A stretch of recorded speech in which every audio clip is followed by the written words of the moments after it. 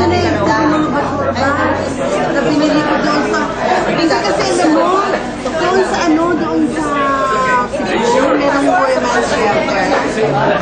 They make the same yun ang project nila. Hindi sample. Ang finished product nila. Just to help them, I bought bags from them para may income yung mga kabayan. I bought it in worth about mga 4,000 pesos. Wala, hindi na kasama si Magkaspa. Siya sa siya. Hindi rin mo ng Washington yun.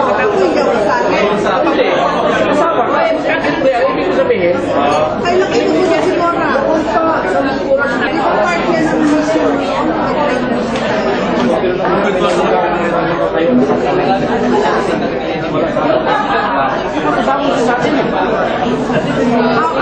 How many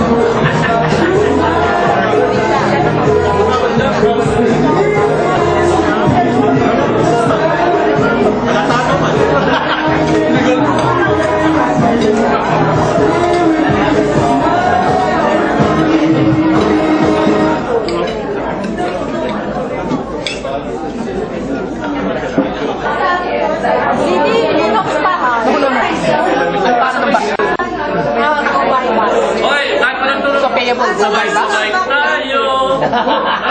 Si Mike! Overpass!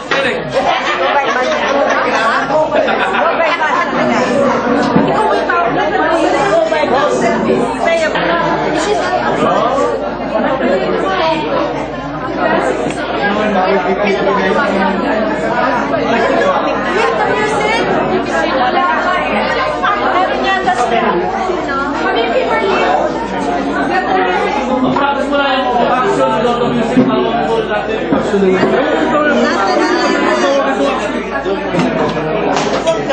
practicing na sabay-sabay tayo. Ayan! Wala ko ng music kasi paralo natin ang ating pagdating sa okay. Sabay-sabay together? Pwede ba ako sumayo?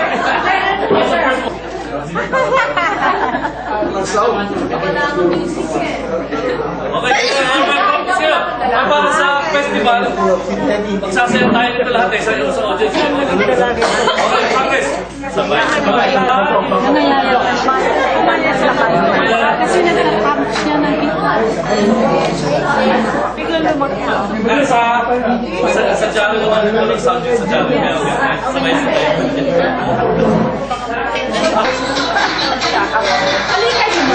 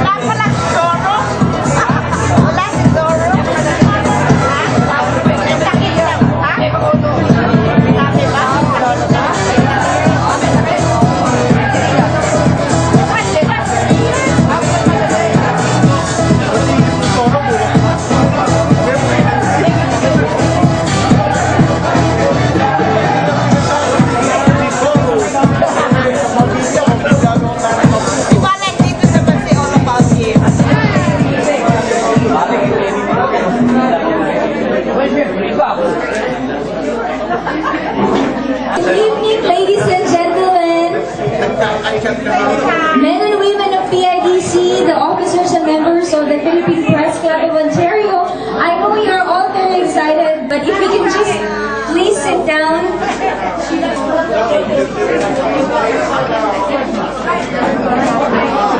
Okay, so let's all get settled first. Members, we has to be. Come on, join the picture. Alright, sila natin, sa lugar. Oh, sila na muna. Sila na tayo Simon. Dali. Dali. Okay, hold on. Alright, kasi Hilary at saka si Bob dito. Pare.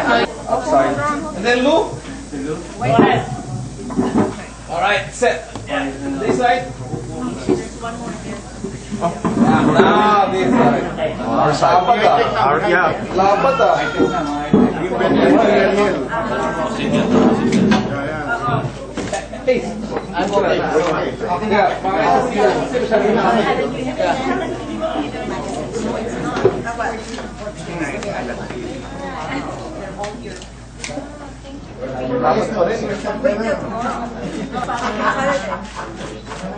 So you're gonna get blinded now. You're gonna get blinded now. Any moment in the headlight. Sa gitna ka, makakat ka niya. Mawala ka niya. We are all here for the press conference. Our guest artists for the Mabuhay Festival, which is happening this coming Saturday, July 18th at the Metro Toronto Convention Center. Dalawang tulog na lang. Yung mga kinikilig na makita si Rian Ramos, si Richard and Raymond and Isa Calzado, andito silang dalawa, yung dalawa wala ngayon dito. Dalawang tulog na lang. Napapanaginipan na nila yun. Dalawang tulog na lang. Siyempre. We waited too long and I know guys, you're tired from, what is that? 26-hour flight? 18. Oh, coming back is 18. So, papunta yata, longer. Pabalik ng Philippines. Alright, let's try to make this short and sweet. So, I would like to call Ms. Minda Neri, PIDC Internal Vice President, and the chairperson for the Mabuhay Festival 2009 for her welcome remarks. She's the woman. The woman, huh? And who's the man? Empress, the man. Hello, welcome to Toronto. How was your flight? Mabuhay, exactly. Well, anyway, we want to welcome you. The community has been waiting for you for some time, and now the magic day is here. Yes. Right? Ladies and gentlemen, let's give them a hand. They just had a long flight. But anyway, we're going to do everything we can to make your stay in Toronto enjoyable. Not all work. We're going to have fun starting tomorrow. You know, and everyone is looking forward to Saturday. So welcome again, a very, very warm welcome. We have been waiting for you. Thank you. Jude? That's right. Alam nyo ba, maraming gustong pumunta dito ngayong gabi. Ang dami sobra. Kaya lang, kasi sobrang excited silang makita yung mga artists natin from GMA Pinoy TV. Ang aking mga puso. Sobrang excited sila, but you know, we have to make this exclusive kasi you just came from your flight and like I said, we know you're very tired.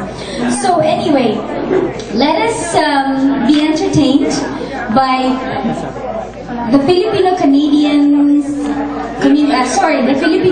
community's pride. She sings with her heart and most especially with her song.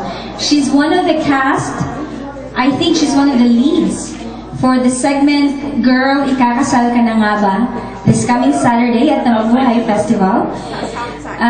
She is the host for Celebrate with Josie, which airs on Rogers. Anong channel ba yun? 646? 606. Sorry. Rogers 606. Rogers is one of our major sponsors, by the way, for the Mabuhay Festival. So Celebrate with Josie is every Tuesday at 7 o'clock. Let us all welcome our own diva, Miss Josie De Leon. Thank you. And welcome. Wow. I'm starstruck. Welcome to Toronto. And please enjoy your food. And we'll provide a little bit of entertainment for you.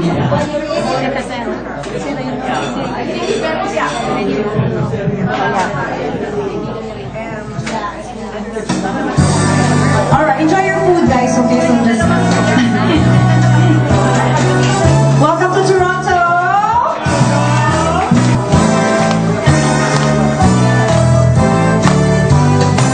I was walking along, minding my business, when out of that orange-colored sky flashed red alligator, oh, wonderful, you guys came by.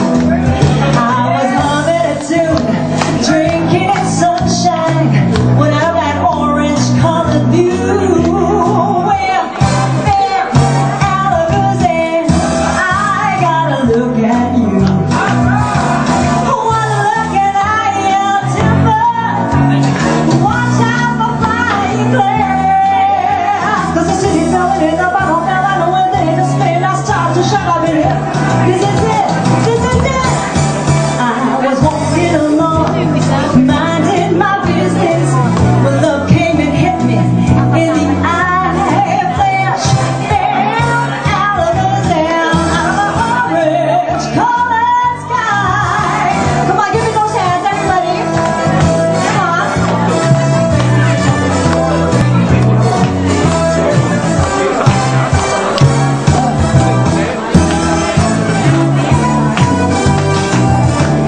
One look and I am timber. Watch out for flying glass. 'Cause the city's going in the bottom, fell out of wind in the spin. I stopped to shut up in here. Anyway, it's a pleasure to have our guests, half of them. They don't need any introduction. Masikat pa sila kahit kanino dito sa lahat na ito. Kaya, masikat pa. Kasi we're so lucky that they're here. Sabi nila, what's the difference between Richard and Raymond? I cannot see any difference. Di ba? Di ba? Sabi He's actually here. Richard is actually here. Bumili nga sila ng gamot kasi he's not feeling well. So, and what happened with Rian, she's stuck right now in Manila. But she will be here at 10 o'clock in the morning. Tomorrow. In the morning? In the morning. In the yeah. evening. Oh, in the evening, tomorrow. 6 p.m. Oh, 6 p.m. pala, hahabol sila sa Niagara sa atin. No. Anyway, we'll have another dinner. But you know what? Para bumili kayo ng ticket sa Sabado, kaya sila wala rito. Kaya they want to make sure that you're at the festival. And, you know, para masabik naman kayo, hindi kayo parating ano yan. Pag nakita kasi nyo, baka hindi na kayo pumunta ngayon. So, anyway, thank you very much, Faye, for bringing them here with us. It's been a pleasure working with you and in the future. Anyway, Raymond, Isa, I thought you're beautiful in the picture, but look at that, double beautiful in person. How about that, eh? Anyway, gusto ko lang kasi na maraming autograph ako. Kaya ganun. Anyway, thank you again. Thank you to our officers, PIDC. They've been so passionate in doing this festival, and I said you deserve to eat dinner with the stars. So, kasi you know what, for all you know, PIDC is a non-profit organization. We don't make any money. Whatever money we make, we give it to the poor people in the Philippines. So you should know about that. We build houses for the poor, remember. For GK. Are you GK? See, our motto here is GK okay. GK okay. GK okay. There you go. So thank you. See, we will name one of the houses after you. Isa. Then dalawa, tatlo, apat. Okay, thank you very much. Thank you. It's called Next in Line, kaya naka-next na ako dito, nakapila. But please, this song's for you. Welcome again. Baka, huwag kayong balaunan. What do you call it? Bilaunan. Bilaukan. Yun. Bilaukan is the word. Here's a song for you. What does life to offer me when I grow old? What's there to look forward to beyond the biting cold? They say it's typical, yes, stereotypical. What's there to look forward to beyond this cruel life? Either nothing else will heal, but humans cry. They say it's typical, yes, stereotypical. You gotta be conventional, you can't be so radical. So I sing this song in all of my age. For these are the questions we'll have to face. For in this cycle that we call life, we are the ones who are next in line. Next in line. What does the life to offer me when I grow old? What's there to look forward to beyond the blindfold? They say it's difficult, yes, stereotypical. You've gotta be conventional, you can't be so radical. So I sing this song to all of my age. For these are the questions we've got to face. For in this cycle that we call life, we are the ones who are next in line. We are next in line. Whoa,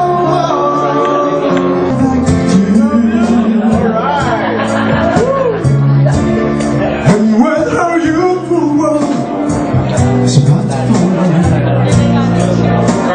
Each time first on the shoulder, for the weight of all our fears and the sorrow no one hears, still rings in midnight silence. Let her cry, for she's away. Let her dream, for she is a child.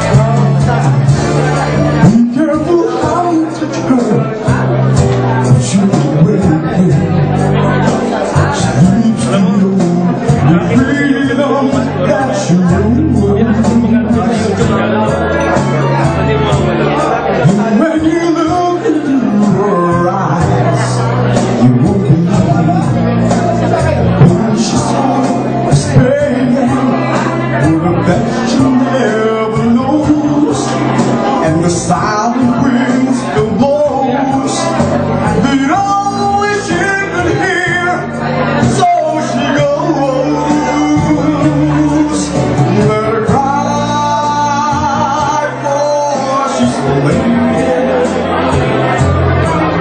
Let her dream, for she's a child. Let the rain fall down upon her. She's a free and gentle flower. Let her cry, oh, she's a lady.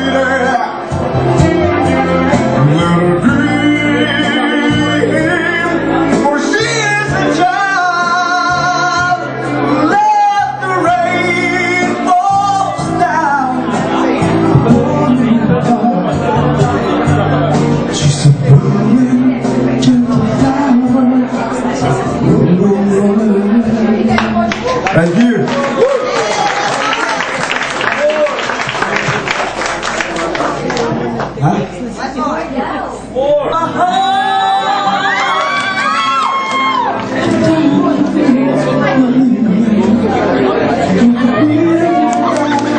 I need a chair. It's too tall.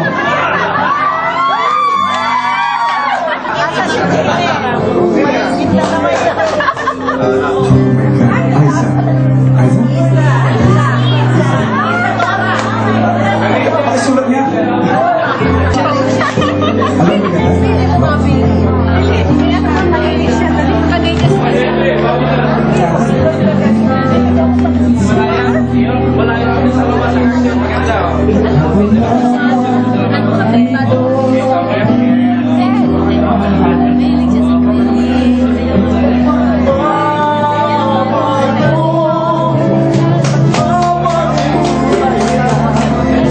Paglalaban ko,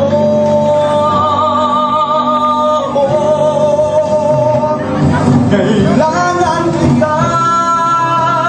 Ngayon at kailangan mo na ikaw ang tunay ko.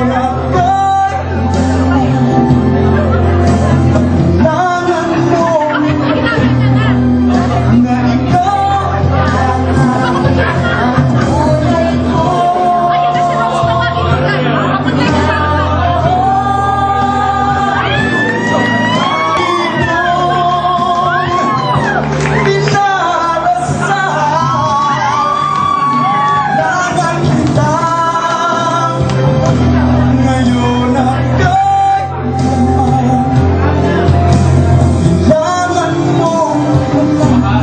mo na ikaw lamang ang tunay kong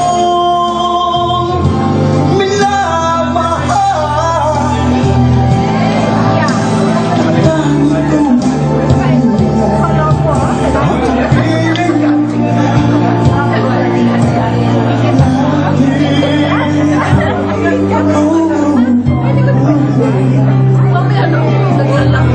Thank you. Thank you very much.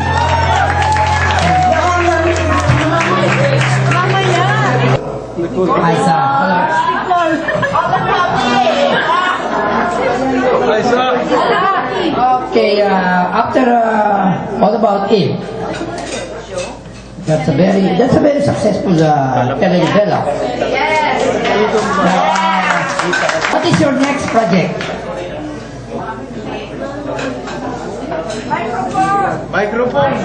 Sa lahat, nais ko po kayong batiin ng mabuhay. At magandang gabi po. At gusto ko rin pong magpasalamat sapagkat naimbitahan niyo po ako para maki-piesta sa inyo sa Sabado. Thank you so much for having me here. As a matter of fact, this is my first GMA Pinoy TV. Kumbaga, ano ba tawag doon? This is the first time that I'm guesting for any state or any country for representing GMA TV. So this is my first. And I'm very, very happy to be here. Kahit mahaba yung flight, okay naman. Masaya pa rin, sulit. And now to answer your question, my next project for GMA is an afternoon show. It's, can I say the title? Not yet. Okay, buti na lang. But it's a drama. It's good material, I have to say. And it's gonna be good also for me because I will be playing a character that I don't normally or usually play for my primetime soaps, which is the more maldita one. Kasi lagi akong mabait, you know, I'm like the damsel in distress or inaapi. So ngayon medyo mataray, alam ko may mataray side yung yung aking character. So I'm excited to do that. And apart from that, I'm currently working on Panday, the movie, which will be part of the Metro Manila Film Fest in December. And there's the Yaya Angelina Spoiled Brat movie, you know, from Bubblegum, si Michael B. and Ogie. Ako naman po ay kontrabida doon. And then I just finished working on a film called Tukot by Direk Joel Lamangan. And currently there's a movie now showing Bente. It's an independent film. Both Tukot and Bente are independent films, and I'm part of that, of both films. So there. Yun po ang proyekto ko for this year, so far. Show? Secret daw yun eh, kasi surprise daw yun eh. A little lang, parang teaser lang daw. Well, are you guys familiar with Zorro? So, si Zorro po at si Lolita will be here on Saturday. That's Richard and Rian, so they'll be joining us. And of course, Miss Iza Calzado will be there and will join the fun. And we're very excited. It's actually my first time here in Toronto and in Canada actually. So the long flight was worth it. We had fun, and so far seeing the city, it's very clean, it's very nice, and we can't wait to tour it some more. I never post tomorrow. Paano ko sa atin ito? Ako naman si Joe. Ako yung roving reporter. Ito kay Aiza. Sino ang paborito ang leading mo?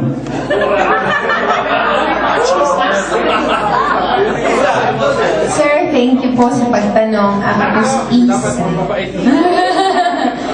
Paborito ko pong leading man. Ay, sus. Hindi. Kunwari, saya. Siya, Bisaya. Oh no. I've worked, kasi in terms of yung leading man, siguro ang marami ko kasi times na nakatrabaho si Ding Dong. May impact. At saka siya yung naging good friend ko talaga when we were doing several projects together. So, I would have to say, siya, yun. Pero kinilig po ako talaga nung si Piolo na kasama ko. Aminan na ako sa aminan. When I worked with him, briefly for Milan, yun talaga. So kung favorite, si Piolo talaga, kahit sandali, at hindi pa siya leading man. Yun. So maybe in the future, hopefully I can work with him again. I'm Canadian too. I'm a Canadian passport holder. Yeah, probably. Yeah. Dancing, you know. Yeah, I know. I met here. Lito here. He's coming Saturday. He was here before Herman Moreno show, remember? Yeah, that's why nagkaroon kami ng bidahan ng mahaba. Yeah. Ano ang naging influence ni Lito sa'yo? Because he was a dancer, he was not acting before, but you're a good actress, you know. Though, paminsan-minsan ako maging kapuso, sabi niya na kailangan maging kapuso. How did he influence you in venturing into acting? Kasi he was a very good dancer to really. Do you dance too? Yeah. How did mamaya sasampulan niya. Si Ariel, alam mo, Raymond, ito ang pinakamagaling na dancer sa Philippine Press Club. He will dance with you later. Yung tanong lang, how did he influence you? Si Ariel, dancer. Okay, dancer. She has an answer, yes. Good question, sir. Thank you so much. My dad's a dancer, not so much an actor. He actually made one film na siya yung bida. Hindi ko kumita talaga eh. So, I think it was a sign for him to just quit the whole acting thing. And, no, but I think if there's one thing that my dad passed on to all of us, my brother is into music naman. He's a rapper. And then I got into acting. I just sort of stumbled upon acting. Although I did it when I was young, mga 7 years old, 8 years old, for a year and a half. Mga 19 na ako nung pumasok, and I had no idea what I could do or what I was capable of doing. And I was just probably very lucky to have been handled by great directors like Joel Amangan, Pepe Galiaga, and so on. And natuto na lang po ako. Lagi lang sinasabi ng daddy ko, in everything that you do, it should come from the heart. Ilagay mo yung puso mo doon, and you have to feel it, like really be sincere about it, and be very passionate about it. Because that's how he was with his dancing, or that's how he is with his art until this day. So yun lang lagi. So siguro kung meron siyang naibahagi sa amin, bukod sa talent sa pagsayaw, kasi buong pamilya namin talaga parang for some reason, marunong kaming lahat sumayaw. Meron kaming groove. Nandun lang siya. Thank you, Lord. Thank you, Daddy. Pero yun po, kaya laging galing sa puso. Kung dating sa acting, naituro niya po sa akin yun. Yun. Kapuso daw. You have metaphors. Naging ano ka eh. Would you say that comparable ka ngayon kay Marlene Doden in terms of being a dramatic actress? Marlene Doden? Ilang na ano. Yeah, because I was in the Philippines. No, you know. But you're comparable to Marlene Doden. Yeah, with Salamising fame.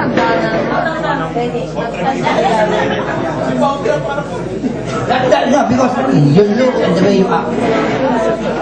Yeah.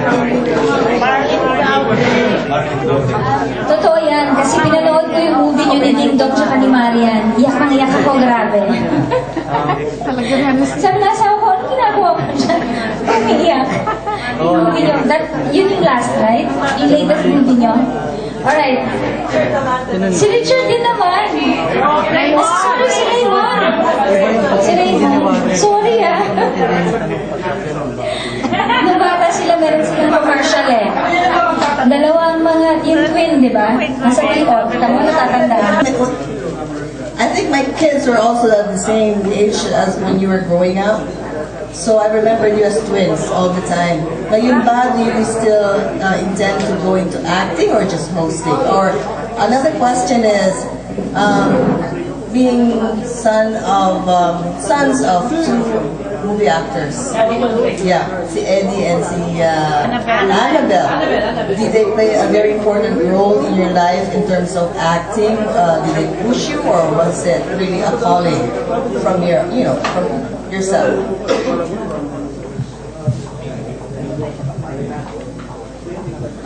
This is kind of weird for me because usually I ask the questions. But to answer it, in terms of acting, actually, I've received a lot of offers in the past to start acting, but I decided to concentrate more on hosting. I feel more comfortable, and I feel like I've created a niche for myself already in hosting. So I'm very thankful with the trust that GMA has given me. They always provide me with great shows to handle. The last one being the local franchise of Idol. So that was a very big blessing. And so acting wala pa muna. I'm gonna concentrate on hosting, and I'm gonna keep on learning. In terms of what the influence my parents had on me, they didn't push me into it. Actually, I was just on vacation in the Philippines. I used to study in California. When I got offered to host something for GMA, and I decided to stay, and until now I'm still having fun. So thank God I'm still having fun, and I'm enjoying my job. But they always, they always remind us yung mga obstacles na kasali sa showbiz. They always warn us. And kung meron ng mga intriga or may mga issues, lagi kami nilang ginaguide. And they always give us their advice kasi syempre they've been there. And we stick together as a family. This is the PEP issue with your brother, no? Kasi it was trashed by the court, no? Now, nag-a-appeal siya dun sa Supreme Court about the decision. With that issue, you said ang family niyo supportado bawat isa. Ano ngayon? It is a media issue, no? Ano ngayon tingin niyo sa aming media? After that issue. How do you look at us now? Pagkakataon mo na, Raymond. Medyo. Actually, we love the media. We wouldn't be in this industry without the help of writers, journalists, photographers, editors, and we've always been comfortable in front of the media. That's why my whole family's in the business. But once in a while, you get that bad apple na siguro walang maisulat, so nag-iimbento ng kwento. So, actually, kung patuloy naman namin lahat ng nasasabi tungkol sa pamilya namin, di sana wala na kami dito, di ba? Pero, yun talaga yung last na nasulat na talagang invento. It really affected my brother. And, of course, he had to fight for his rights. Hindi naman pwedeng mag-invento na lang ng kwento and implying that something violent happened. So, as much as possible, he fought for his rights and now the lawyers are dealing with it. But si Chard naman, ang focus niya ngayon is with his career. So that's just in the backseat. That's not his focus in life right now. Pero yun lang, of course, once in a while you have to fight for what's right, yung rights ng mga artista natin. Hindi naman kami pwedeng tapak-tapakan. But to answer the question, we love the media. Sa TV, sa endorsement, everything, you know. How good is your mother as a manager? How does she treat you as an actor? And as children, magkano commission niya sa inyo? Kailangan bang sagutin yun?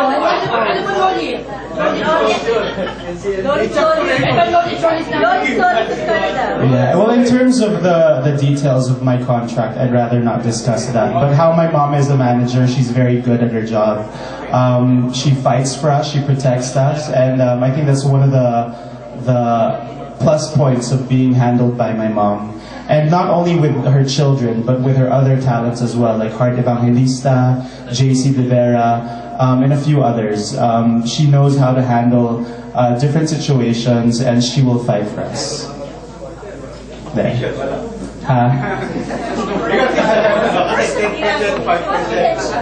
Okay, last two questions. Okay. Siya muna and then we'll save the best for last. Okay. Hi, Warren po from Minerva FM. Hi. May isang tanong lang po ako. I know Minerva FM, wala po si Rian at saka si Richard, pero gusto ko lang po malaman na ano po magiging reaction. What do you guys think ang magiging reaction ang pagtanggap sa inyo sa this Saturday? What's your expectation? Ano po yung expectation? This goes to you, everyone. Your expectations from us? Your expectations? Their expectation. That's right. How the people will react. Yes. How do Canadians? You know, I never expect or think about how they will react. I can only do what I can do and give you the best that I, just try to entertain you. I wish I could sing like you, honestly. Yeah, this guy kanina, or in that caliber, or the girl, the lady that sang here earlier. I wish I could do that, but I'm an actress first, then dancer. The singing part, I just try my best, but I'm gonna sing on Saturday, and I hope I can please you. And Yung pagtanggap naman po, feeling ko naman ang Pinoy. Makakita ka nga lang ng kapwa mong Pinoy. Ay, hello, di ba? What more yung artista pa, at yung kahit sino, di ba?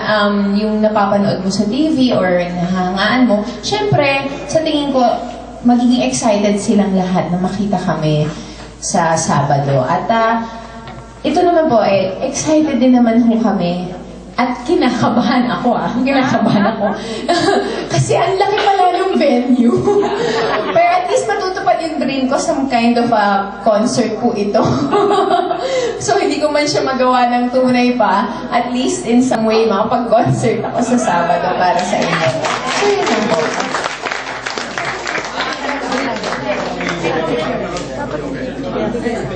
Well, I hope everyone's as excited as us to be here and to finally watch. I know GMA is very young in Canada, and I know that the reception has been very positive. Kaya we're very excited na makita yung mga bago naming kapuso on Saturday. We are more than excited than you. Okay, the lady with the camera, Imelda, from PPCO. Hi. I was just wondering if any of you plan to make movies in Canada or to act with the film industry in North America?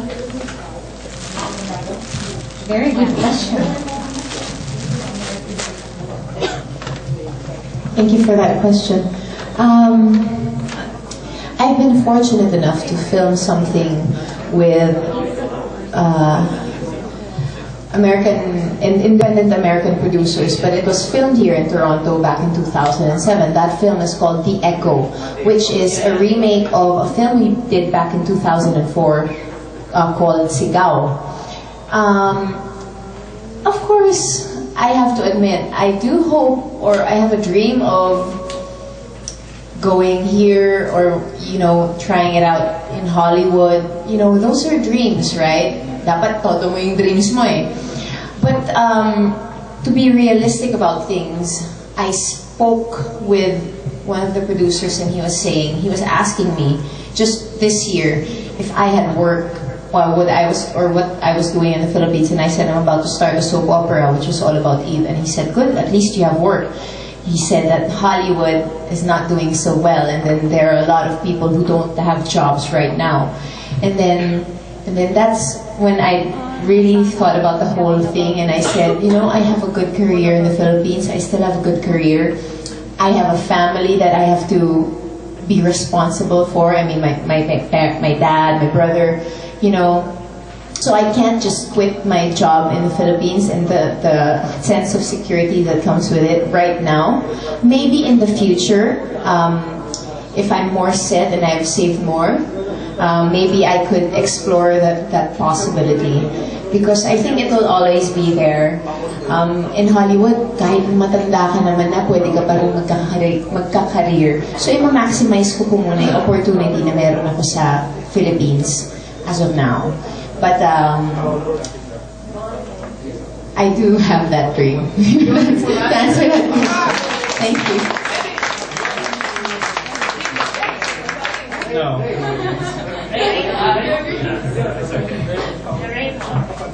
Okay. Last na kanina o last na talaga? Last question. Ito i-address ko naman kay Faye. Si Faye. I will pay later. Faye, bilang GMA Kapuso, are you bringing more Kapuso in the future?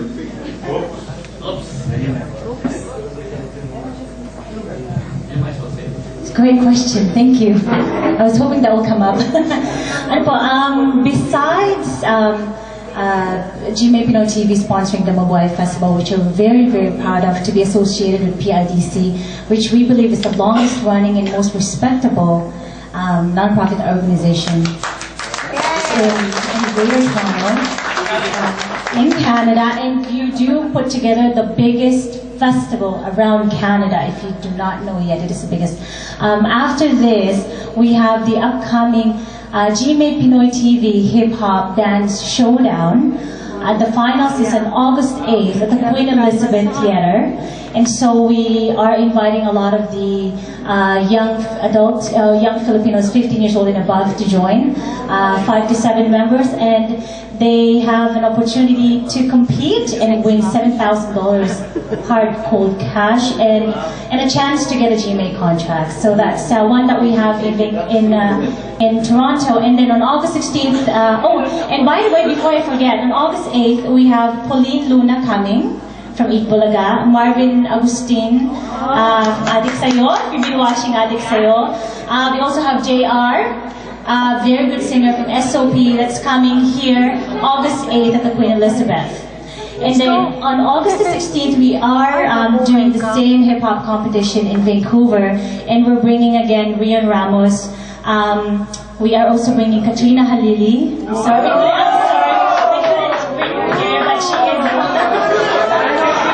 going to Vancouver. He's banned to get out of the country.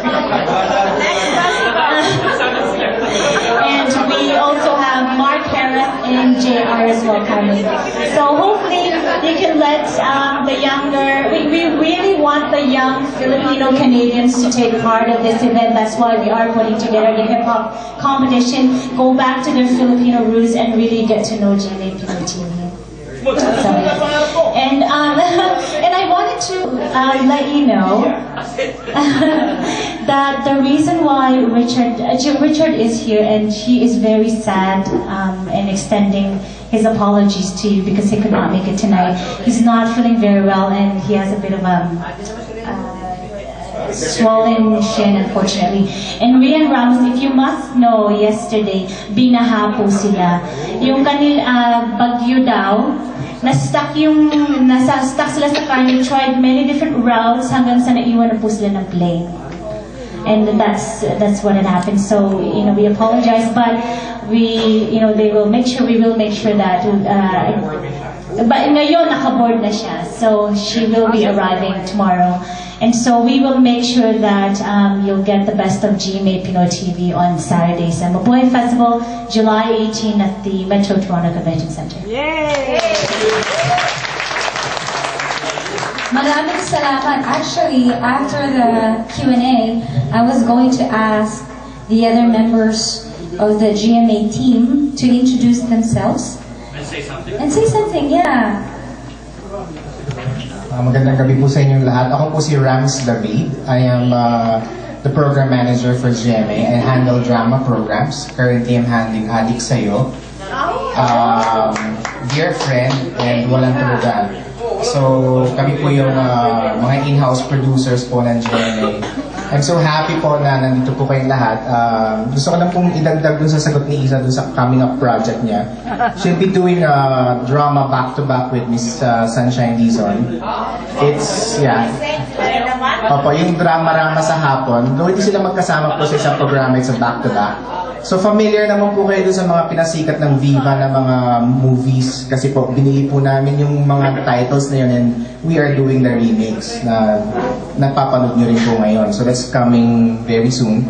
And then, si Richard po after ng Zorro niya, immediately gagawin na po niyang Full House. And then si Darna, si Marian, nakaka 2 weeks na po siya ng taping. So by August, makikita na natin siyang lumipad.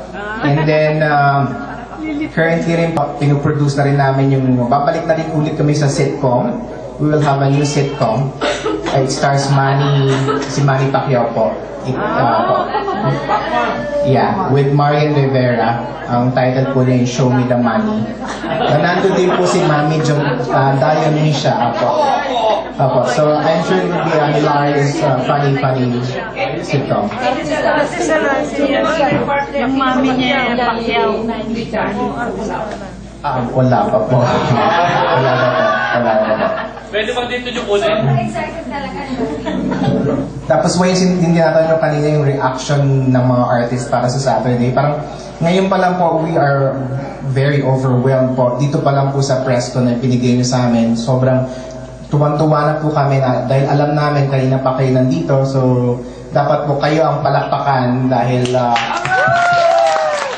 kasi po, kung wala po kayo, wala po rin kami na wala nagpa-patronize sa amin. So, we are so happy. GMA is so happy. Maski bago pa lang po kami dito sa Canada. So, maraming salamat po sa inyo lahat at magandang gabi.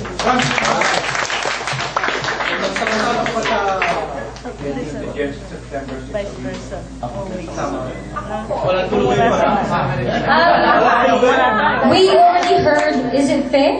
Faye, as in F-A-Y-E. Okay, one last question. How is Tapos na. our Canadian singer? Martha Joy. Martha Joy. Okay, that's it. She's doing very well. Salamat po.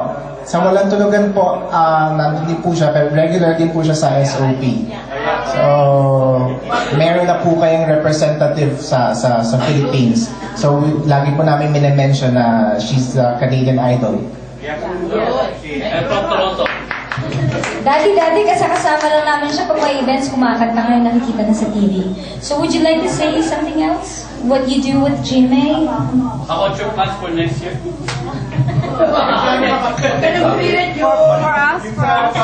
Top secret. Wala pa. No, I'm Faye Nalik, and I'm actually based in Vancouver. I'm flew here. We are very pleased to have been hired by GMA Network to do a lot of the promotions in some provinces in Canada. So that's so lahat na nakita yung advertising, promotions, and whatnot. We are sort of the behind the scenes. Thank you.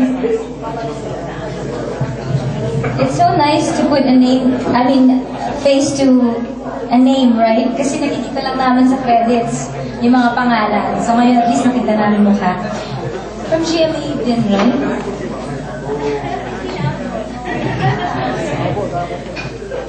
Ay, sorry, aabot eh. Hi po sa lahat. I'm Pernita, from Filipino Canadian Marketing Group. GMA is one of our clients. And ako po ang marketing officer based here po sa Toronto. Okay, thank you po.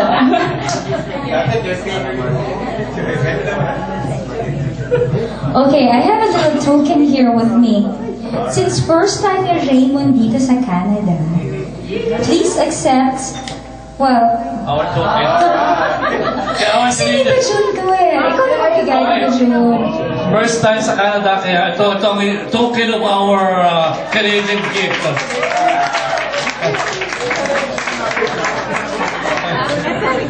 Before ka na rin. Before. Sheila. Okay. Token, okay. Of the President of the Philippine Independence Day Council, the First Lady, yun na nga, better half.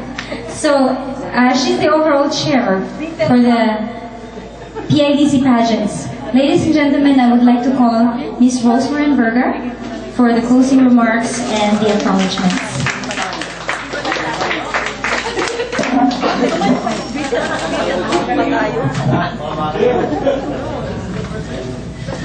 First of all, I would like to thank everyone for coming here tonight, especially the Philippine Press Club of Ontario, headed by Tennyson Llano, and also the non-Filipino members of the PPCO, Eddie of Ateneo newspaper, and so much more press people here tonight. Thank you very much for your patience in waiting for our great artists in coming. At the same time, it is a great honor for having you all here for the first time, and we're hoping to have more GMA artists in the future through Faye. Thank you very much for coming. Anyway, I would like to thank everyone for supporting the PIDC, all the events of PIDC so far, and the upcoming Mabuhay Festival. I would like to see all the press club members. Some have left already, but I'm pretty sure they're coming, like our PRO Ben Corpus have already confirmed 55 press people coming at the festival on Saturday, and not counting the non-Filipino media coming. Also, mainstream media will be coming on Saturday. That's one thing for sure. So we made sure about that. And we're expecting, by the looks, is our treasurer still here? Daniel Pinulay and George Rodriguez. Ticket sales, right?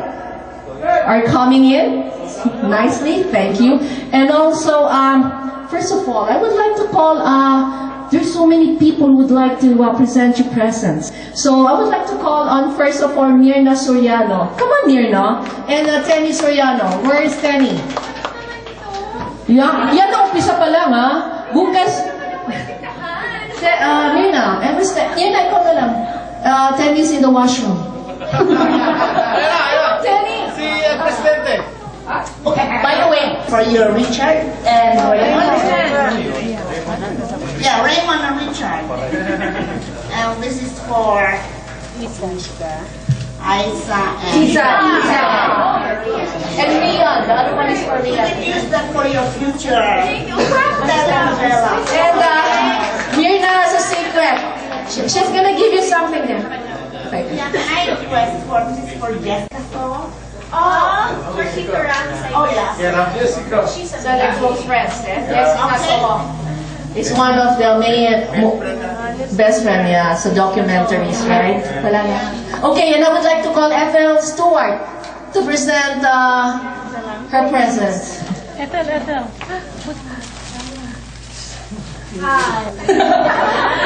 Fan ka niyan, fan na fan yan. Kanina pa nakatingin sa inyo yan, hindi yan nagko-close ng eyes. She was actually kidding, that's not true. But I love you. Okay, come on, Jimmy. Yes.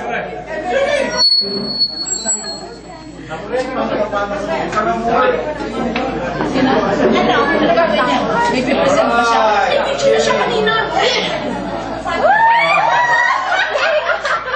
Okay, and one more. May isang mga...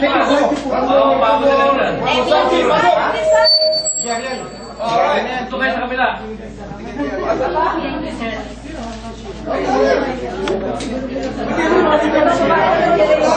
Okay.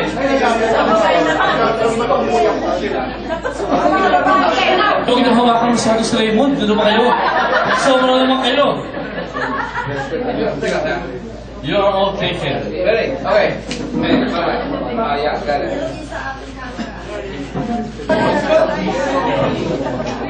Okay.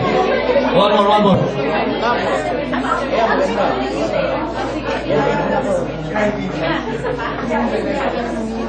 Okay. Thank you. Now we have the